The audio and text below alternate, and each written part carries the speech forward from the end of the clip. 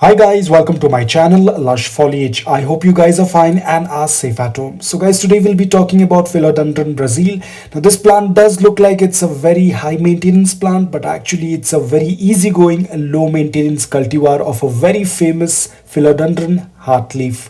Now it's a fast growing evergreen native plant to Caribbeans and Central America. Now guys, it's a very easy plant, so you do not have to be much worried. It does well in temperatures between 15 to 30 degrees, but it can even handle higher temperatures. Now it is known that it can even handle temperatures up to 38 degrees Celsius, but you will have to keep on watering, or you'll have to keep the soil moist enough so that the soil does not dry off. Now talking about pot size, these plants do well in pots which have a size anywhere between 5 to 6 inches of depth. They even do well in pot sizes which are much more smaller. Now over here I have put them in my vertical garden setup. The pot size is around 4 inches of depth and they do quite well. Now it's always better to put them in a smaller pot to get them root bound, because if you're going to use a larger pot, there'll be more soil and that soil will take some time to dry, which could risk the plant in getting some kind of fungal infection in the roots. Now talking about the soil, these plants will do well in a mix of soil that contains coco peat with perlite, little bit of garden soil and some sand, because they like the soil to be well draining, yet they want a little bit of moisture to be retained in the soil. Now the best part about this plant is that they can do well in soilless media as well, which means that you do not need to add any soil. You can grow them in a media which contains either coco peat, coco coir or peat moss and 50% of perlite.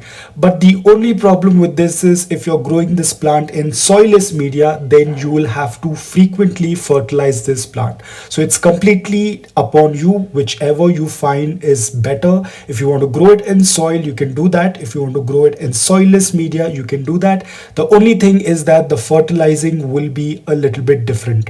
Now talking about watering, whenever you feel that 2 to 3 inches layer of the soil is dry, or if 50% of the soil is dry, you can go ahead and water, because they tend to like a little bit of moisture in the soil, but they do not like to be sitting in wet or soggy soil. So ensure that you check your soil properly before watering them, because these plants are not drought tolerant, so they cannot be in dry soil for too long. So ensure that you water them regularly. Now talking about the light requirements, this plant is considered as a low light plant, but they actually do quite better in bright indirect lighting. East and west facing windows are generally excellent locations for this plant.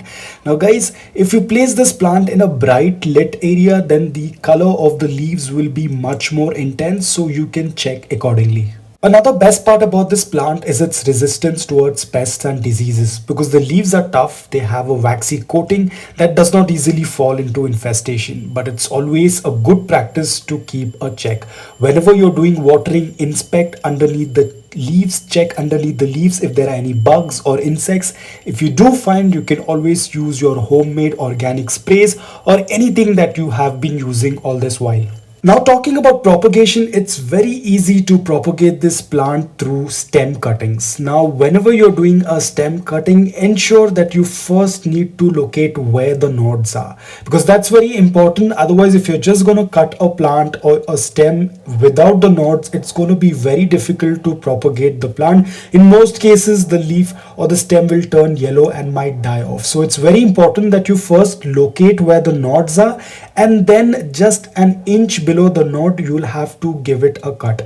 You can use your scissor, knife, blade, whichever is available, but ensure that it is sterilized.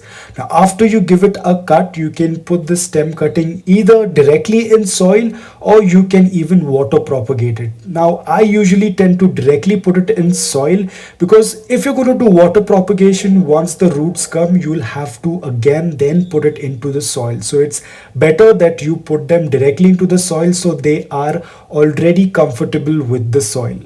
So guys, once the cutting is done, I will go ahead and add it to the soil. I will put the node beneath the soil. Now once the pot is ready with the plant, do not expose it to direct sunlight. Doing so, it will dehydrate the plant, because right now the roots are not well established, so the plant will get dehydrated. Not only this plant, but any propagation, whenever you're carrying out any kind of propagation, always ensure that you do not expose them to direct sunlight. Keep them in a well ventilated area wherein there is good air circulation, there is indirect sunlight, as well as the environment or the growing condition is slightly cooler compared to the other parts of your area where you have kept other plants. You can even keep your propagations between other plants. You can keep other plants closer to the propagation plant. You can keep, like, you can group a lot of plants together so that it gets this natural cooling. At the same time, it is not getting affected with direct sunlight. Now, another best feature about this plant is that it is not very fussy regarding humidity. Like other tropical plants and other foliage plants, they need a lot of humidity, and this plant will do well without a humidifier. You don't need to set up the pebble tray setup to create that humidity. It will do well even in average humidity as well. But obviously, if you're going to provide it with humidity and a good growing condition with a lot of moisture in the air, then definitely this plant will thrive. It will grow much faster. But again, it all depends. If you do not have all those setups, this plant will still do well in average humidity. Now, talking about dormancy, this plant does not go completely dormant like other plants wherein they start dropping their leaves. But yes, during winters, the growth rate of this plant will get little slow, but it will start actively growing when the temperatures get slightly warm. So during this period of time, when it's their growing period, you can start adding a little bit of fertilizers, maybe once in 2 weeks or once in 3 weeks. Now, pruning is very important. Grooming by removing dead or damaged foliage is its most basic form, but the plant also responds well to having leggy vines that need to be cut back.